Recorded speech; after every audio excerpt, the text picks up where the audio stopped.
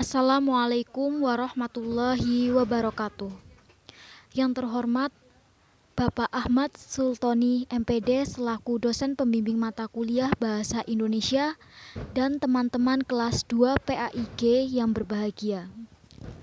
Pada kesempatan kali ini, kami dari kelompok 8 akan mempresentasikan hasil diskusi dari kelompok kami yang berjudul Tema, Judul, dan Topik dalam Karya Ilmiah. Sebelum kami mempresentasikan hasil diskusi kami, terlebih dahulu saya akan memperkenalkan anggota kelompok 8. Yang pertama, Hijaz Ilham Dhani dengan NIM 2141104022283. Yang kedua, Irawati dengan NIM 2141104022279. Yang ketiga, Tri Rahayu dengan NIM 2141104020077. Yang keempat, Titi Marwati dengan NIM 2141104020076. Dan yang kelima, Mar'atus Solihah dengan NIM 2141104020081. Untuk sesi selanjutnya adalah pemaparan materi yang akan disampaikan oleh Mbak Titi. Materi pertama adalah tema. Tema adalah pokok pikiran, ide, atau gagasan tertentu yang akan melatar belakangi dan mendorong seseorang menuliskan karangannya. Tema atau topik biasanya dipilih berdasarkan beberapa pertimbangan, yaitu yang pertama, tema penelitian hendaknya menarik perhatian masyarakat dan memiliki nilai guna bagi kehidupan masyarakat. Jadi, yang berguna bagi masyarakat. Yang kedua, tema yang diangkat hendaknya merupakan tema yang dapat diteliti dan dapat dicari datanya di lapangan. Yang ketiga, hasil penelitian hendaknya dapat dimanfaatkan baik untuk memajukan ilmu pengetahuan, meningkatkan efektivitas kerja, serta dapat menyumbangkan beberapa solusi terhadap permasalahan yang berkembang dalam kehidupan masyarakat. Jadi, tema ini mencangkup beberapa permasalahan yang ada dalam masyarakat, gitu. Yang terakhir, tema penelitian hendaknya merupakan suatu hal yang baru sehingga kegiatan penelitian bukan merupakan kegiatan yang mubazir, termasuk untuk menghindarkan diri dari plagiarisme. Selanjutnya adalah pemaparan materi yang akan disampaikan oleh Mbak Irawati. Judul adalah identitas suatu karangan apapun jenisnya. Dalam menuliskan judul harus memperhatikan 3 hal berikut. Yang pertama, judul harus proporsional, artinya judul harus mencerminkan isi. Maksudnya tulisan harus bisa menggambarkan isi sehingga saat membaca judul, pembaca sudah memiliki seperangkat gambaran tentang isi. Itulah sebabnya judul tulisan yang tidak sesuai dengan isi atau tidak proporsional akan membuat pembaca kecewa. Yang kedua, judul harus provokatif. Artinya judul harus memprovokasi atau mengajak pembaca untuk membaca isinya. Dengan adanya judul yang provokatif, itu pembaca akan merasa penasaran dengan isi tulisan. Yang ketiga, judul harus menarik. Artinya, judul harus indah, baik, dan mengandung aspek estetis. Kemenarikan judul dapat terlihat dari pemilihan kata, ungkapan, atau persoalan. Selain ketiga hal di atas, pemilihan judul juga harus disesuaikan dengan jenis tulisannya. Jika tulisan yang dibuat berjenis sastra, maka judul bebas dibuat semenarik mungkin, misalnya dengan ungkapan metaforik seperti lelaki benalu, amin, kiai alhamdulillah, sepotong senja untuk pacarku, dan sebagainya. Selanjutnya, pemaparan materi yang akan disampaikan oleh Mas Hijaz. Topik adalah pokok pembicaraan dalam keseluruhan karya ilmiah yang digarap. Menentukan topik tidak bisa asal-asalan. Ada beberapa hal yang harus diperhatikan, yaitu Yang pertama, sesuai dengan prodi atau bidang ilmu yang kita tekuni. Yang kedua, menarik, utamanya bagi peneliti itu sendiri.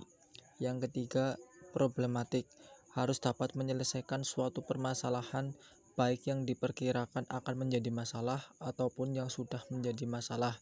Masalah tidaklah selalu negatif, bisa jadi masalah bersifat positif. Yang berikutnya, mengandung pengetahuan dasar, karena topik bersifat mendasar. Yang kelima, terbatas, walaupun bersifat dasar dan umum, topik haruslah tetap terbatas akan suatu bidang tertentu. Yang keenam, memperhatikan proses pengumpulan data. Yang terakhir yaitu bermanfaat. Selanjutnya materi yang akan disampaikan oleh Mbak Mar'atus Solihah. Banyak hal yang dapat dipergunakan sebagai sumber untuk penentuan topik. Di dalam memilih topik karya ilmiah harus dipertimbangkan hal-hal berikut ini. Yang pertama, topik harus bermanfaat dan layak dibahas. Bermanfaat dan layak dibahas berarti bahwa pembahasan topik tersebut akan memberi sumbangan bagi pengembangan ilmu dan profesi, serta layak dibahas dan sesuai dengan bidang yang ditekuni. Yang kedua, topik dikenal baik. Topik dikenal baik memiliki arti bahwa topik yang dipilih harus topik yang dikuasai atau diketahui penulis sendiri. Sekurang-kurangnya prinsip-prinsip ilmiahnya dikuasai oleh penulis. Yang ketiga, topik cukup menarik, terutama bagi penulis. Topik yang demikian dapat memotivasi penulis berusaha secara kontinu mencari data yang berguna dalam membahas masalah yang dihadapi dan memotivasi penulis menyelesaikan masalah karya ilmiahnya secara baik. Bagi pembaca, topik yang demikian mengandung minat untuk membacanya. Yang keempat, bahan yang diperlukan untuk pembicaraan topik dapat diperoleh dan cukup memadai. Artinya, sumber-sumber bahan yang relevan dan memadai dapat diperoleh, baik dari perpustakaan pribadi penulis maupun dari perpustakaan yang ada di daerah atau kota penulis. Yang kelima, tidak terlalu luas dan tidak terlalu sempit. Hal ini berarti bahwa topik yang terlalu luas seperti laut, pendidikan, pelayaran tidak akan memberi kesempatan kepada penulis untuk membahasnya secara mendalam, apalagi jika panjang karya ilmiah dibatasi. Sebaliknya, bila topik terlalu sempit, maka sifatnya terlalu khusus, tidak dapat digeneralisasi sehingga tidak banyak gunanya bagi pengembangan ilmu. Yang selanjutnya adalah topik yang dipilih sebaiknya. Yang pertama adalah tidak terlalu baru. Tidak terlalu baru ini berarti bahwa topik yang terlalu baru memang menarik untuk ditulis. Akan tetapi seringkali penulis mengalami hambatan dalam memperoleh data kepustakaan yang akan dipakai sebagai landasan atau penunjang. Data kepustakaan yang diperoleh mungkin terbatas pada berita dalam surat kabar atau majalah populer. Kemudian yang kedua, tidak terlalu teknis. Dalam hal ini diartikan bahwa karangan yang terlalu teknis kurang dapat menonjolkan segi ilmiah. Tulisan semacam ini biasanya bersifat sebagai petunjuk tentang bagaimana tata cara melakukan sesuatu tanpa mengupas teori-teori yang ada. Dan yang ketiga, tidak terlalu kontroversial. Yang dimaksud tidak terlalu kontroversial adalah bahwa suatu tulisan yang mempunyai topik kontroversial menguraikan hal-hal di luar hal yang menjadi pendapat umum. Tulisan semacam ini sering menimbulkan permasalahan bagi penulisnya. Selanjutnya, materi terakhir akan disampaikan oleh Mbak Tri Rahayu. Kemudian yang terakhir yaitu perbedaan tema, topik, dan judul. Tema memiliki cangkupan yang luas karena bersifat umum. Cangkupan luas dari topik.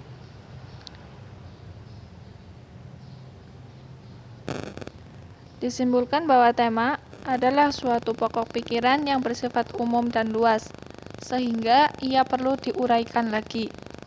Sifat umum dan luas yang dimiliki tema harus diuraikan kembali dan dipersempit menjadi topik. Topik dihasilkan dari pemilihan beberapa variabel yang terdapat dalam tema. Cangkupan lebih luas daripada judul. Bahwasanya, topik adalah inti utama atau pokok pembahasan yang mencakup keseluruhan pembicaraan, gelaran acara, atau isi tulisan.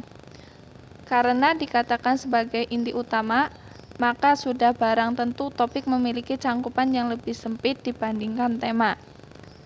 Namun, ia dapat dipersempit lagi ke dalam berbagai judul yang berbeda. Judul dihasilkan dari penguraian topik dan penggunaan batasan dari masalah yang akan dibahas. Bahwasanya, judul adalah cerminan sekaligus batasan tentang suatu masalah yang diangkat dalam sebuah acara atau tulisan. Ia berada paling awal pada sebuah karangan sehingga kerap pula disebut dengan istilah kepala karangan. Hal yang sama juga berlaku pada judul sebuah acara. Beberapa contoh tema yaitu kebersihan lingkungan, mencangkup lebih luas dari topik. Topik, contoh kebersihan sekolah, cangkupan lebih luas daripada judul. Judul, contohnya membudayakan tertib piket. Judul, membudayakan tertib piket untuk kebersihan sekolah atau cangkupan sempit. Demikian presentasi dari kelompok kami. Apabila ada tutur kata yang kurang berkenan, kami mohon maaf. Wabillahi taufik wal hidayah. Wassalamualaikum warahmatullahi wabarakatuh.